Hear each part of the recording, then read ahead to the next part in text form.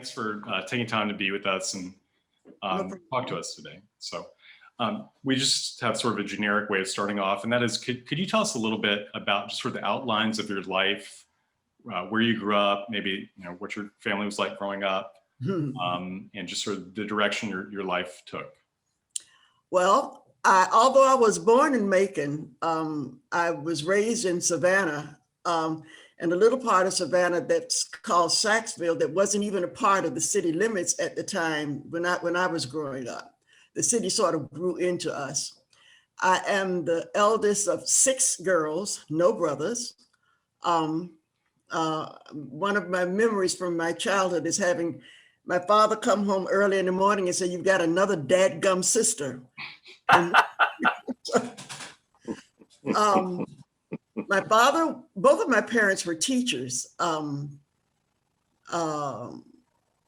father taught chemistry, and my mother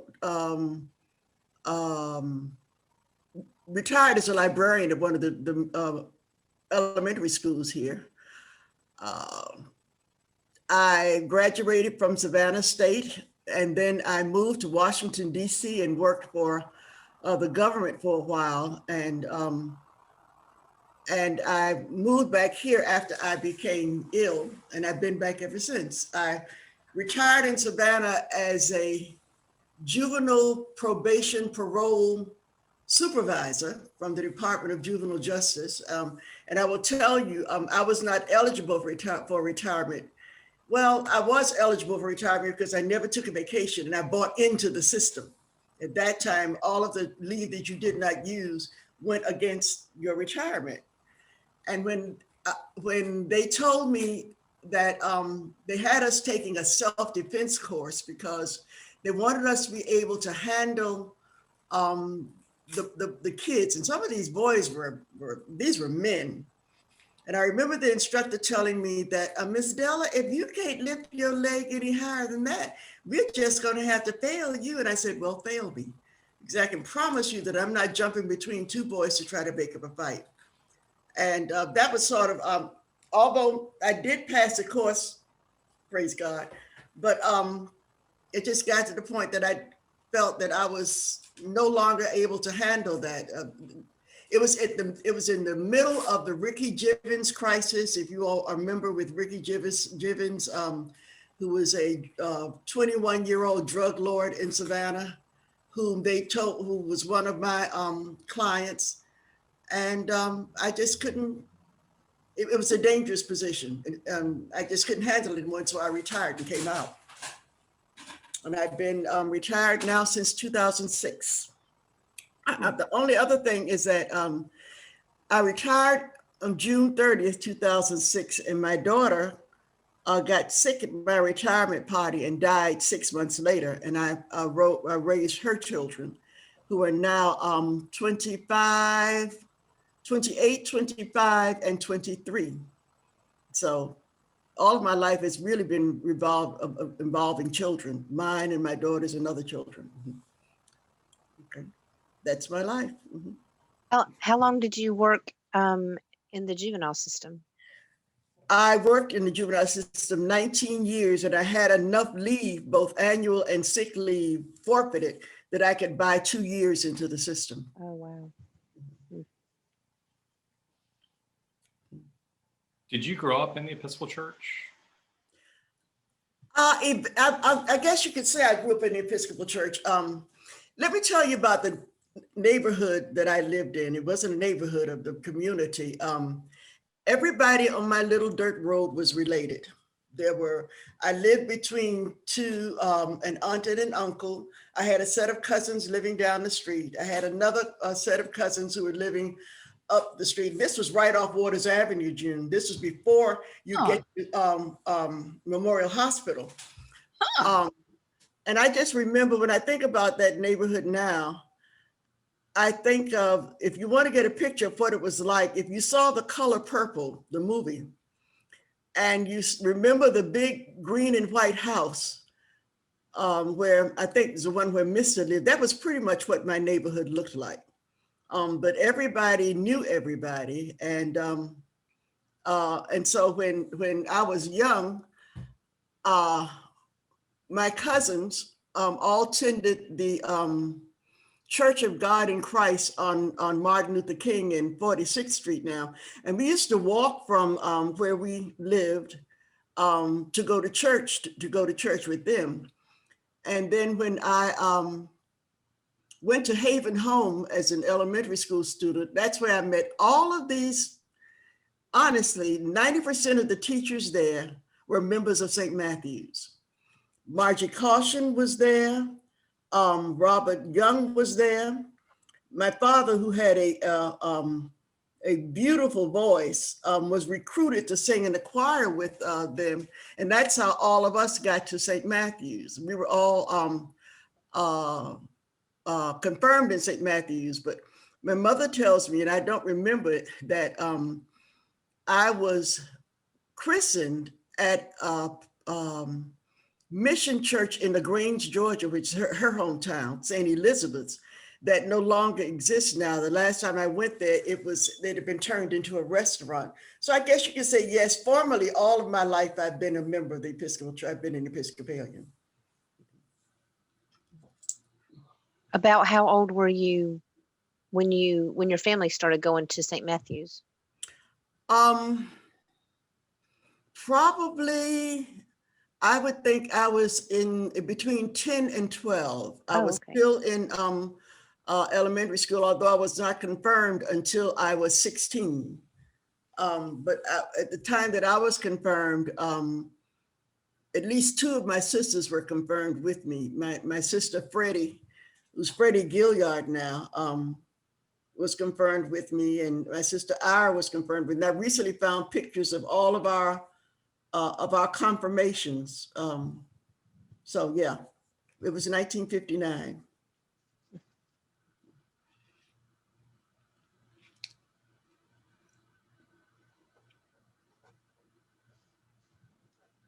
Idella, I guess I'll ask you a question. First of all, I want to say happy birthday to you. Thank you. Today. I think this will be a two-parter.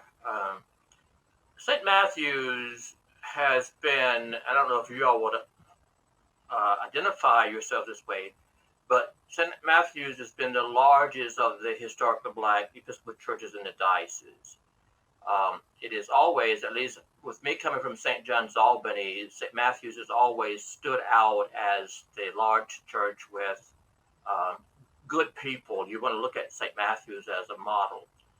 And I guess the two-parter is that how much you all felt that the diocese used you to help with questions around race or other issues, that the diocese looked to you as the same way so many of the other smaller historical Black churches around the diocese look to St. Matthew's. You seem to have always had stable clergy and those kind of things. And the other part of the question is, did that put any pressure on you to be the beacon, for lack of a better word, for the smaller historical Black churches around the diocese? Okay.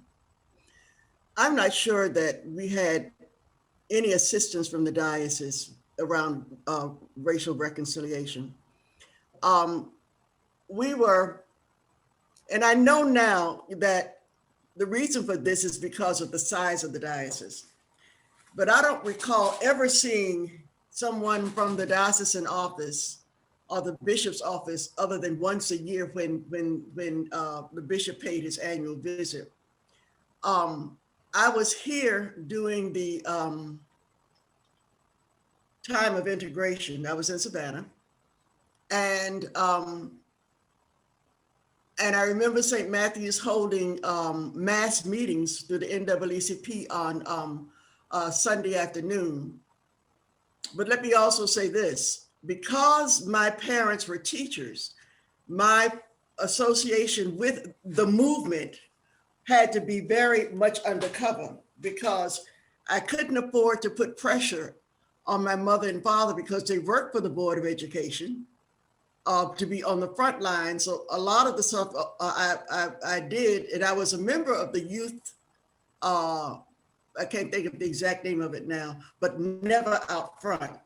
But I do not remember anything from the diocese coming that supported us in that effort in any way.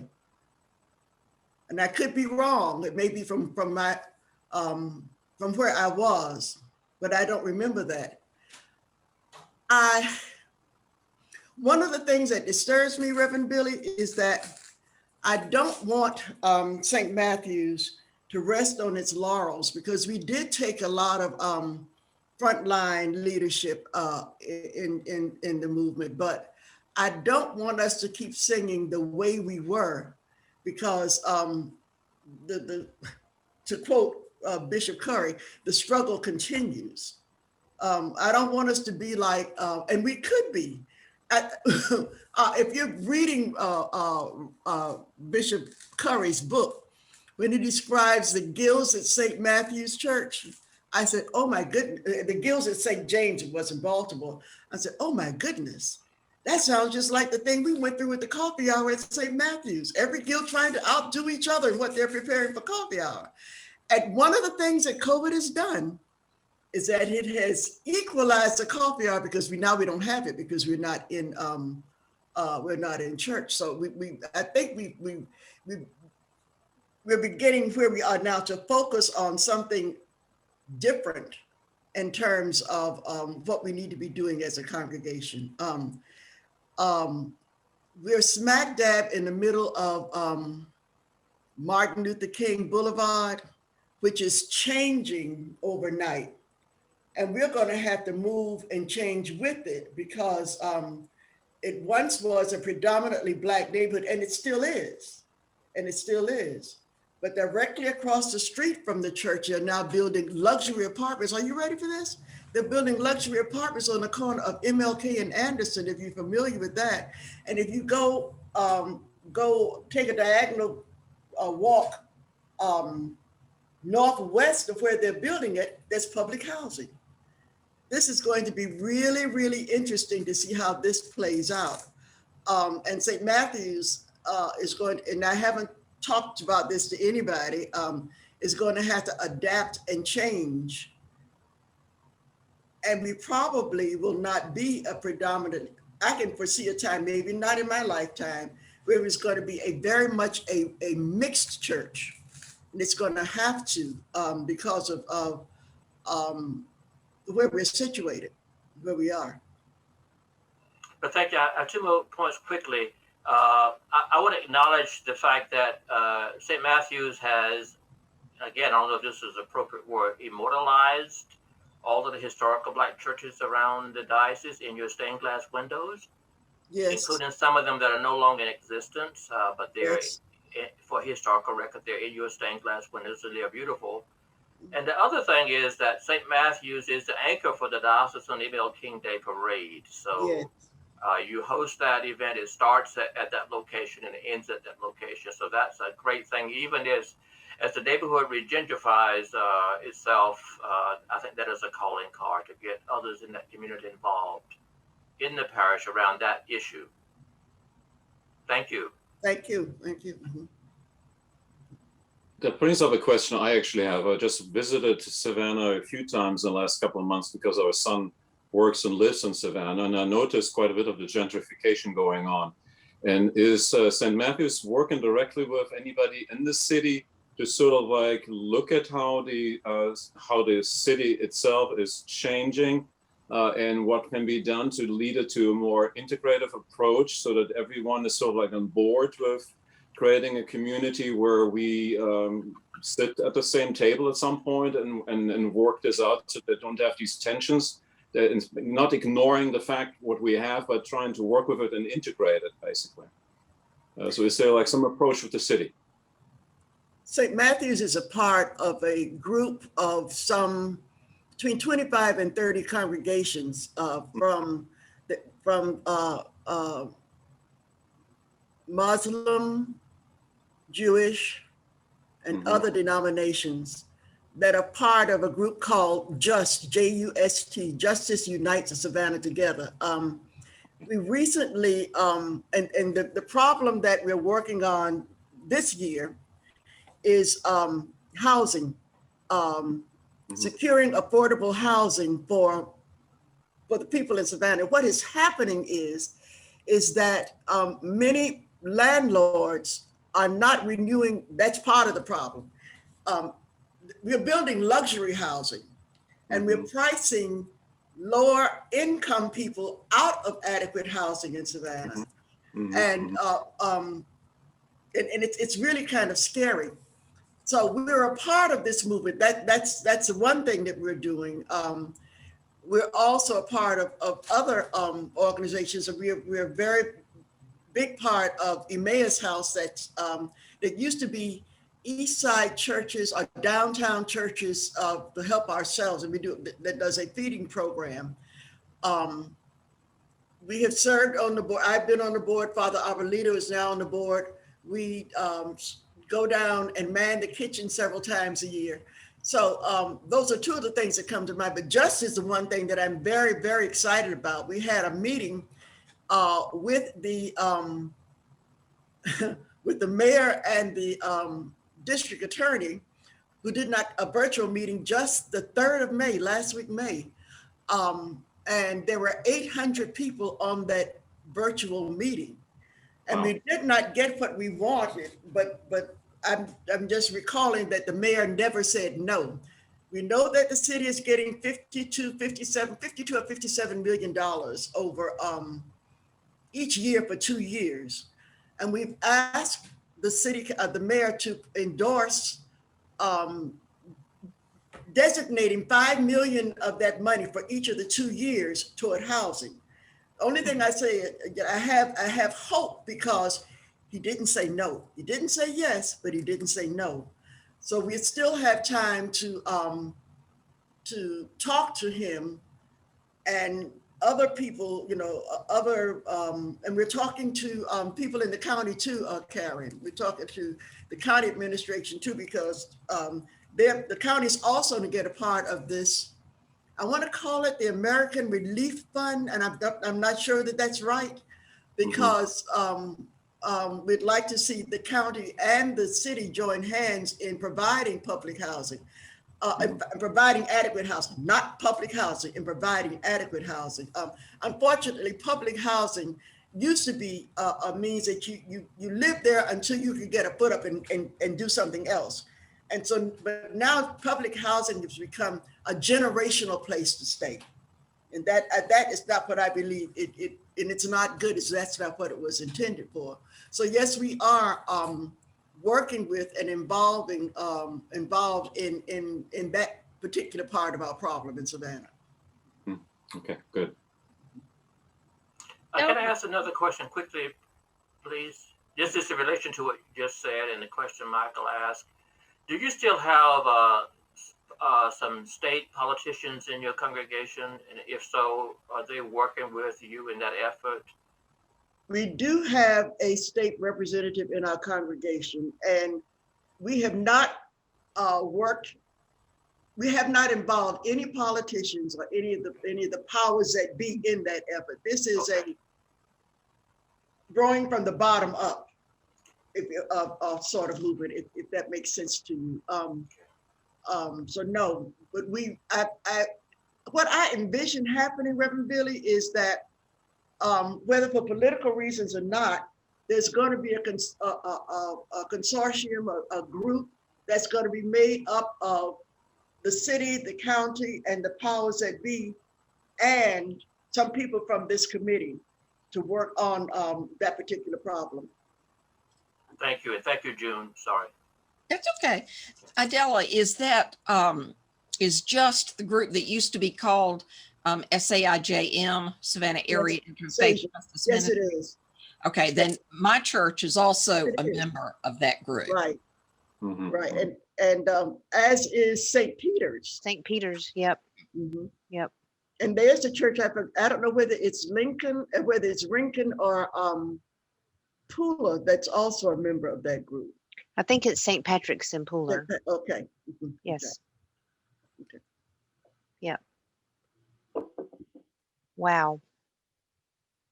What was it like when you were in your tweens and teens years growing up as part of St. Matthew's and the community in Savannah?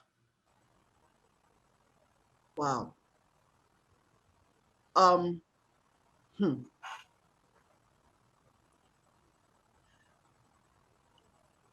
It was decidedly different. My community, as I said, was East 56th Street. And when I joined the church, I joined St. Matthew's, which was not a part of that community, to say the least. The closest Episcopal church at the time was St. Michael's Episcopal Church on Waters in Washington. And we went right past there to go to St. Matthew's. Father, I'm bad with names. He's the rector at St. Michael's now, where I was going Kelly. Kelly. Reverend Kelly asked me one day, he asked when Columba House was had interns there, and we fixed dinner for them one day, and he said, where do you go to church? Where do you live? And I told him. He said, well, why don't you go to St. Michael's? And I don't go to St. Michael's because I go to St. Matthew's, because St. Michael's was there, but I had to go to St. Matthew's because I wasn't welcome at St. Michael's. Not that I ever tried, but you just knew instinctively that you could not go to St. Michael's, and you just accepted that and moved on. And I don't know if I answered your question, but we were an entity in the Episcopal Church. St. Matthew's was almost an entity unto itself. We were part of the Episcopal, we were part of the Episcopal Church, the overall Episcopal Church. But it was sort of like, as long as we didn't make any waves, everything was okay. If you started making waves, then there was trouble. Then there could decidedly be trouble. But you know, St. Matthew's is the outgrowth of two other Black congregations, St. Stephen's Episcopal Church and St. Augustine's Episcopal Church, which somebody got the bright idea to merge the two in 1943. And that wasn't completed until 1947. And both of those churches, one was on the east side of Savannah and one was on the west side of Savannah. And I have my first love is housing, and especially historical houses. I get mad when I walk down the street and I see somebody who has torn out the windows that were 6/6 lights and put in these big plate glass windows that really destroy the character of the house. But anyway, they merged the churches, and it took a long time from 1947 until after I was grown before those two congregations really, they worked together and they got to know each other, but there was still, I'm from St. Stephen's and I'm from St. Augustine's, and the guilds there were 4 guilds. One was actually named St. Stephen's and one was named St. Augustine's. And then there were 2 others, St. Mary's and Bertha Richards. And I know why Bertha Richards was named that, but the people from St. Stephen's joined St. Stephen's Guild. The people from St. Augustine's joined St. Augustine's Guild. And the other people, as they came in, I think formed other guilds. So it's taken us a long time to really come together as one congregation, I believe. That split, I kind of believe was kind of, that merger was forced on the two. And I understand it was because we were not, we were, what do you call it? A supported congregation. And so that's how we got to be. But I look at those churches and it just makes me sick. Those buildings that they really were beautiful. They really were. And in both instances, I believe they're still maintained. They're still maintained. I didn't know the history about St. Augustine's. I knew about St. Stephen's, and I know the 2 churches had been merged, but I didn't know what the other church. I knew about St. Stephen's. Yeah, St. Augustine's. Mm-hmm. I'm curious, what made you as a young person, despite the danger that was there, get involved in the civil rights movement? And I guess just sort of a related question, were there some older like lay leaders in St. Matthew's, or even clergy that were, that were leaders in the local movement?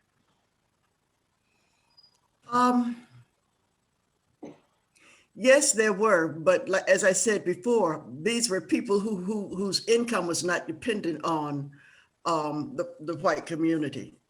I remember one of the people that comes to mind, first of all, is Gene Gaston. And although his sisters were a member of St. Matthew's, but he went to church with his father in the Congregational Church. There were the Laws, who were Ed Law and Leonard Law, who one of them was an accountant who worked for himself, that I can't remember what the other one did. So yes, there were, and they kind of sheltered us and watched over us. And then there was Martha Wilson. Okay, and I have to think now, go back and think. But yeah, but as far as Father Caution, who was the rector at the time, I really can't remember. I really just can't. I don't have a picture of him. He was busy keeping the kids safe, I think, and did not have a direct, and I'm not sure about that. I'll have to check that with somebody who may know. But then there was also people like Dr. McDew, who was a black OBGYN in Savannah at the time, and his wife, Frida McDew, who were very instrumental in working kind of behind the scenes in the movement. And like, what inspired you to get into the movement despite the dangers that were there? My friends were there. I remember a conversation my mother and father had, and my mother was a fighter. You know, my mother was feisty. My father was a low key, get along kind of person. And Mama, I remember my mother telling my father that leave her alone. She's got to live with those people, and let her do it. That was it. My daddy didn't buck my mother very often. Wise man.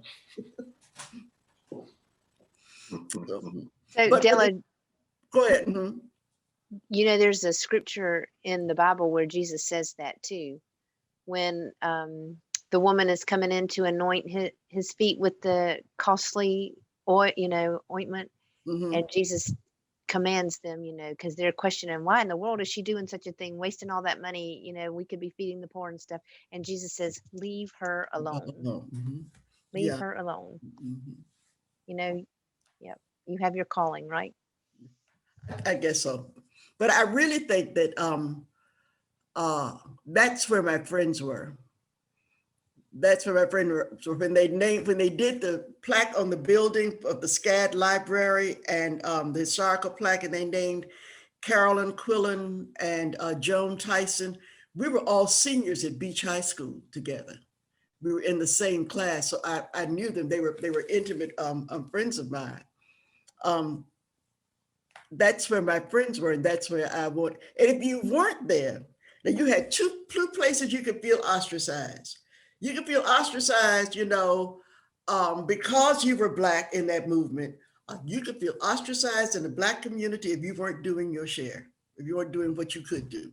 So you take it, I've got to live in this community, so okay, all right. Okay. How has St. Matthew's place in the broad civil rights movement changed since you were a teenager there? Oh, that's a biggie. I really think now, Reverend June, we're getting back to be more involved in it. Our consciousness has been raised again. I think that we were silent for a long time to a lot of the injustices that were going on, but we're seeing it more and more. And I think the group of people that I'm working with now in the church has a great interest in, I was telling someone the other day that we were talking about singing the way we were. And I just, it's time to forget about the way we were, because what are you doing? If we don't do something, there's not gonna be anybody around to sing the way we were about us. We are more interested, more civic interested now than we were in the past, say 5 or 6 years, maybe 10 years. We're willing to do more. Too long, I've been reading Bishop Curry's book, and the story about the guilds in the book, if you've read it, the guilds of St. James, and how upper middle class St. James was, just said that sounded like something that St. Matthew's went through. And now we really are rebuilding. We are rebuilding and regrouping and taking on new challenges, if you will. Thank you.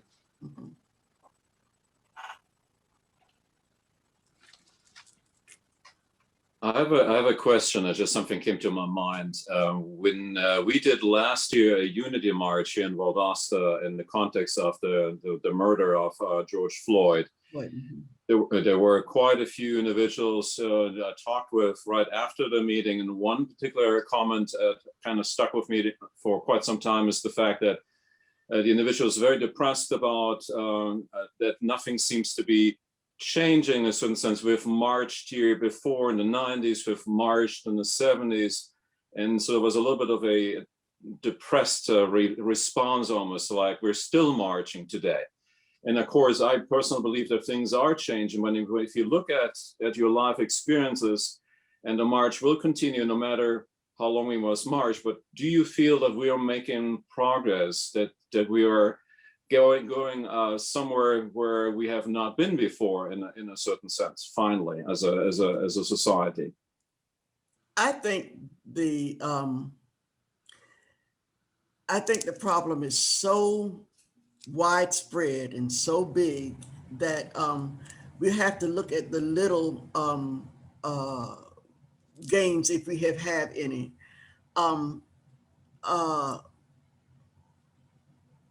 I will be frank with you.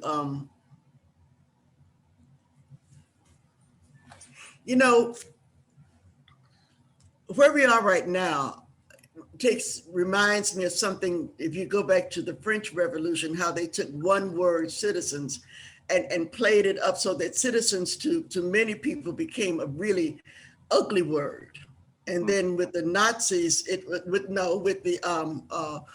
the Russian Revolution, it was comrade. And now I'm at the point where I am leery if anybody tells me that they are a patriot, because patriot in the last year has become really not to mean what I think it means. I just wish that I invite you, if you will, to go on YouTube and find The House I Live In. It's a song first performed by Frank Sinatra, and the last one was by Sam Cooke. And then when they sang the part about the house I live in, just look at the people, so many who are homeless, the people that I meet, the butcher and the baker and the cop out on the street, everything. The problem is so big, and we may have to bite off little bitty chunks of it, if we can. I don't want to get political. But I feel during the last campaign, my family held a bi-weekly Zoom meeting where we got many people on from the family of voting age. We held our own voter registration drive, and we held a weekly Zoom meeting, invited people from who are running for office and in the know to come and speak to us on Sunday afternoon. And that was great. But those are the kind of things. The big movement is fine and wonderful, but it's what we're doing on a personal level, one-on-one, that I think is where the change is going to be made. It's just, I don't watch the news. I really don't. I cannot watch the news because it's for me, it's very painful. It takes me right back to so many things that happened in the 60s that I find it extremely painful to watch. I don't know if I answered your question, but I think that the Bible also says prayer without works doesn't work either. So I think we've got to put some work out there with our prayers, and I think we're willing to do it. Everybody says, you know, that the young people are willing, but and I think they are, but it's a huge problem, and I don't think it's going to be solved in my lifetime. I don't. And thank you for that comment. And I just started reading a book called Black and White and the Gray. The Gray is actually a restaurant in Savannah, and the owner, Mashama Bailey, is sort of reflecting on her experiences and in this book. And this is a work in progress, but it's a lot of work that still needs to be done. And I like the way that she's trying to communicate by using food, basically, as a way to communicate and to bring people together to the same table. There's also this idea of the longest table, where you have, and this, of course, COVID-19 is not the time to do this, where you have long tables where you put people together from the community, and you sit with somebody you do not know, but you share a meal, and then you start conversations, and you realize that we are all human, and we have all very similar issues, and we shouldn't be afraid of each other just because we come from a different neighborhood or look differently. And so, okay, thank you for your answers. I appreciate them. You're welcome. You mentioned prayer. That reminded me of two quotes. One from Frederick Douglass, who basically said that, and I'm paraphrasing here, I don't have the exact quote, but he was not free until he got up and put his feet to moving. So he prayed all day and he didn't free him. And the other one is from Fannie Lou Hamer, one of absolute heroes of mine. But she said that you can pray until you faint. God is not going to put anything in your lap. You've got to get up and do something. Something. Yes. Exactly. And I guess I have a question about, do you have any natural allies at Savannah State, either any particular department like political science that you may be able to draw on, or they are interested in the work you're doing as a religious community? I do. I have, well, first of all, partnership with my sorority, the alumni chapter. And I know several people at Savannah State. I've been gone so long that none of my old cohorts are there now anymore. But Jonelle Gordon, who retired from Savannah State, you know, still has an inroad there, and Shirley James also. So we do have that. We do have that kind of leadership, that kind of coordination, if you will. But the pandemic has made it kind of hard to really form, to really meld those alliances, because everybody's been so busy just trying to stay healthy, really. Thank you. Della, what has been your experience, your personal experience within Dyson Activities when you've gone or participated? What has that been like for you? Most of the time it's a fly in the buttermilk. I'm sorry, Bill. It's okay. It's okay. I think Billy said that before. Yes, we know what you're saying. So I know what you're saying. So. But you know, this is going to sound harsh, but it's a two-way street. When the opportunities are presented to us, we have to take them.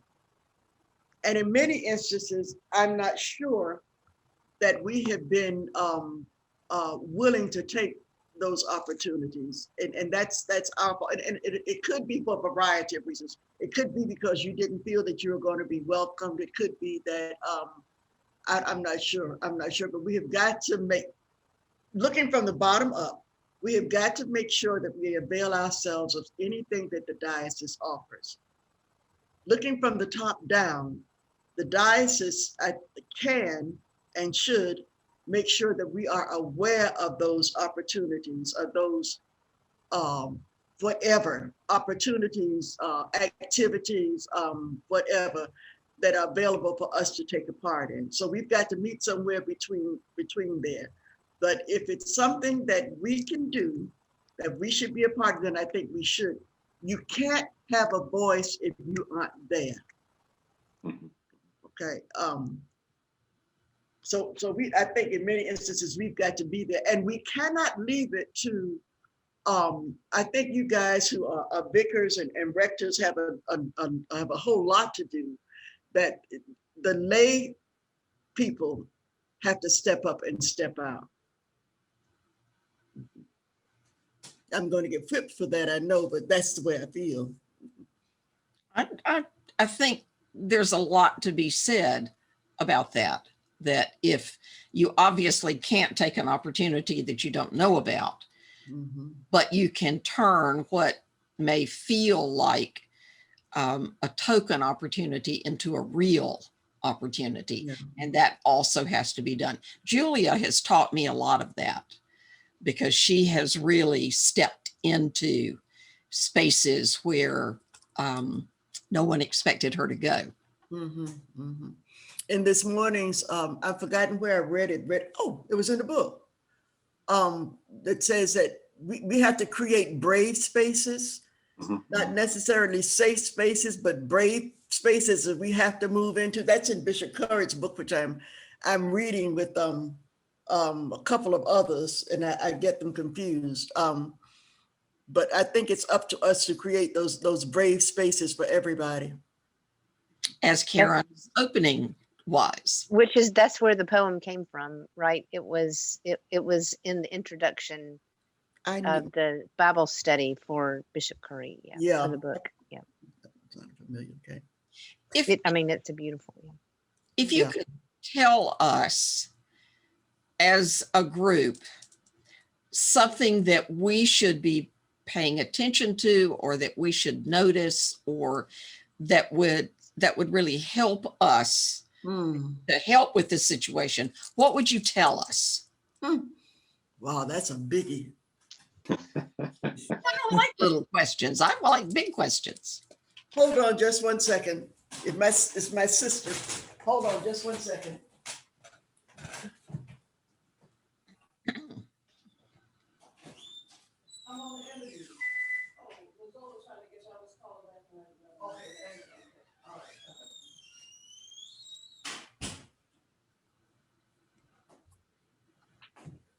We have this thing, my sister and I, if we can't get each other within a certain period of time, she gets in her car and comes from Sandfly to my house. The other sister gets in her car and comes from Berwick, and vice versa. So that's what that was. She couldn't get me because I turned my phone off. Your question was, what could we tell you? What would you tell us based on your experience?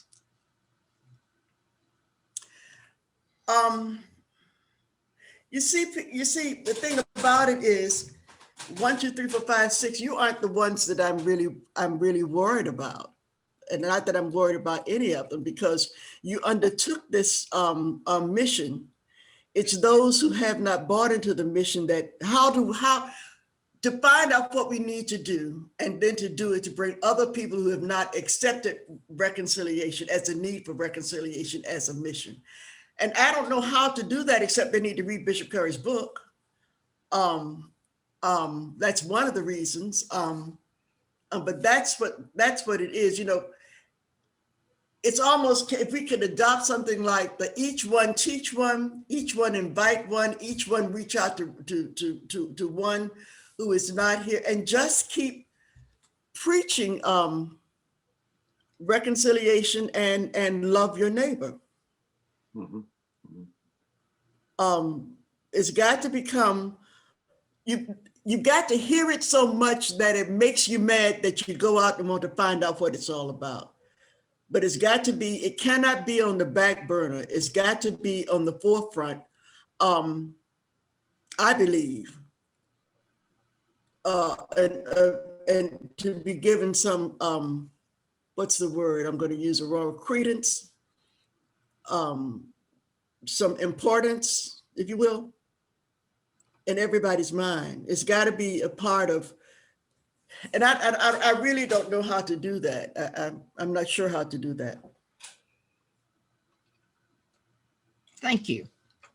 Do you think that our diocese conveys to its parishioners a sense that this work is important, or is that, I mean, you were talking about in the civil rights era that the diocesan office was kind of largely silent and didn't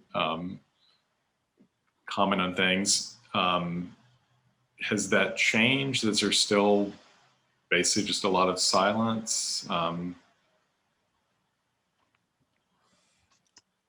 I don't think it's as silent as it has been. When you talked about the march in Valdosta after George Foreman murdered, the march in Savannah included Father Arboleda and Reverend Kelly. And if I'm not mistaken, Canon, he was still Canon Low, but there were a lot of, the diocese was well represented in that march. And they marched behind the mayor, Mayor Van Johnson.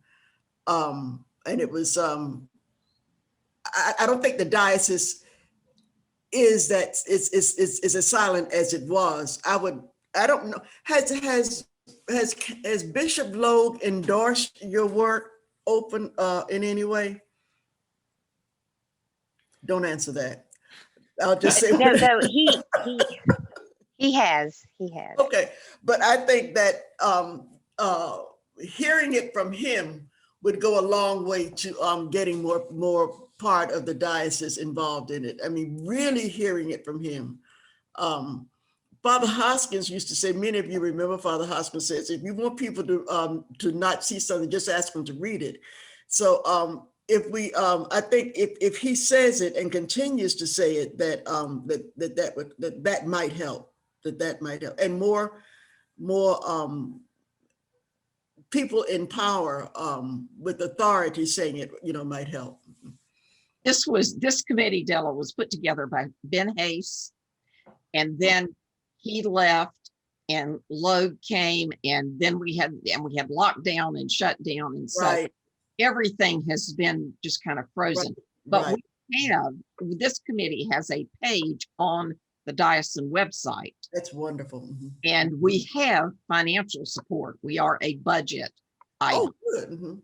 So I think over a period, one of the reasons that we're doing these interviews is because we want to use some of them in video presentations and other things that go out to the diocese and on the website. I Mhm. think this is the beginning of getting that public recognition. Good. But in a sense, we've got to have something to show in order for Bishop Loeb to go, see over there. So I think, I know he's behind us, and I think that's going to become more public. And if I may say quickly, and Della, you're probably aware, a form of this committee has been around for years and years and years. Mhm. But I think right now, not because I'm with this group, this is a wonderful group. Oh, good. And we seem to have more structure and organization now than we had in the past. And I think part of that is due to the vision of Bishop Ben Hayes and now Bishop Logue, although we may want to be more out front from the top down as far as having a voice. And I'll say something that Bishop Laudet used to say all the time, is that he described his role as bishop as the grandmother. He's the one person that got a connection to all of the children being in the parishes in the diocese. Mm-hmm. And it's up to him to tell the diocesan story to all of the children, so they know who their cousins are in Savannah and Valdosta, etc. So I think many of us trying to help our bishop get to the place to tell the story about this work around the diocese. But I think we're in a good place to do that now with the group of people who are committed to this work now. Good. So my question for you is, what can I do to help you? You're doing it. Okay. Seriously, you're doing it. And now that you know who we are, it would be wonderful if you see things or hear things or know things. If you picked up the phone, you can call me or Billy or Karen or John or Michael and say, did you see this? Yeah. Okay. And I mean, if you felt that you had time, we would be honored if you simply joined the group. Absolutely. Don't want to overload your plate, but As long as I can bring my quilting, I'll be okay. Anytime. well, I mean, Father Billy and I both live in Augusta, but so we've met each other, but others of us, we have never actually met in person because Really? Well, we got shut down. exactly. Yeah, we did. I mean, We were forming.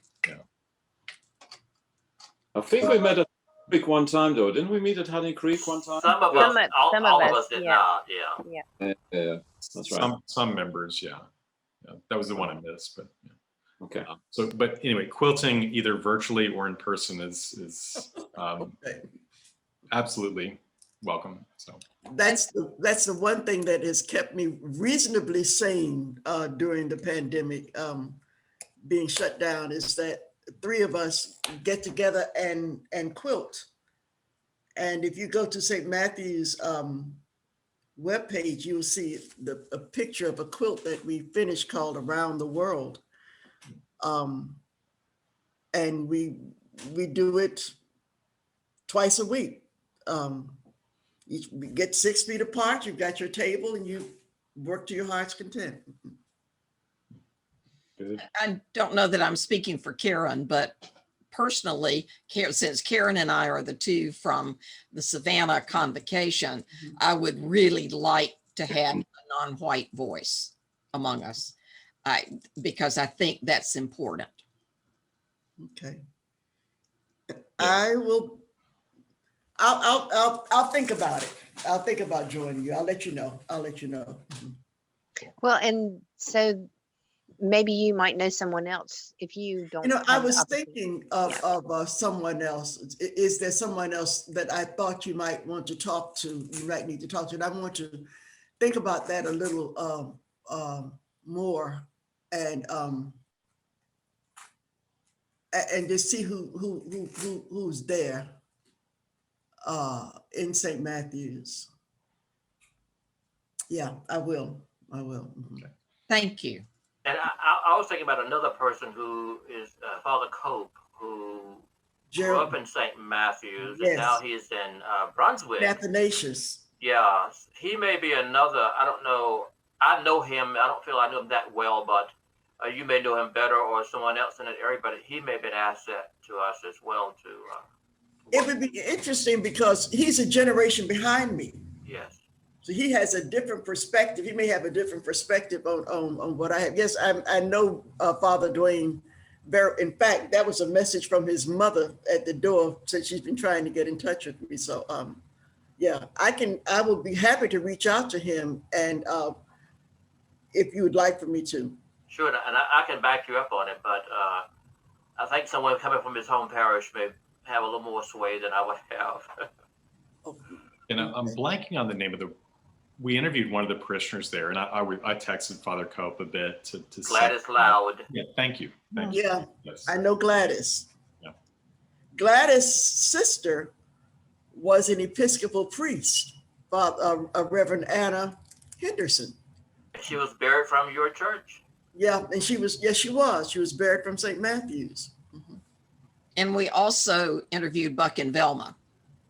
Yes. Okay, all right. Mm-hmm. And also, just there are a few members that couldn't be here today. So you saw Layla briefly. She's in Jessup, and I'm forgetting the name of the church in Jessup, but St. Paul's. St. Paul's. Thanks. And then there are three members at Good Shepherd Pennock. So Father Julian Clark, Okay. he's in the West Indies right now, I think until mid-June. Dwala Nobles, and then John Boutine, the rector there. They're all typically involved. Okay, all righty. Can I say quickly, Della, you mentioned a couple of times Bishop Curry's book. Yeah, Bishop Curry will be available to the Diocese of Georgia a week from tomorrow at 6 p.m. to talk about his book, and you can log on to have that discussion with him. we'll be there. Wonderful. Be there. Okay. Okay. It's Well, thank interesting. One final thing you were talking about around the table, and St. Matthew's has adopted the motto, life around the table. And our one of the quilting projects that I'm trying to work on and finish is a quilt showing a table with life around the table. And a lot of things, the thing is, a lot of things we do center around the table. We the dinner table and the altar is a table. So that's one of the things that we're working on right now as a banner for the church. But we'll see. We'll see. We'll see. Okay. Well, thank you so much for giving your time today and sharing with us. This has been great. Thank you.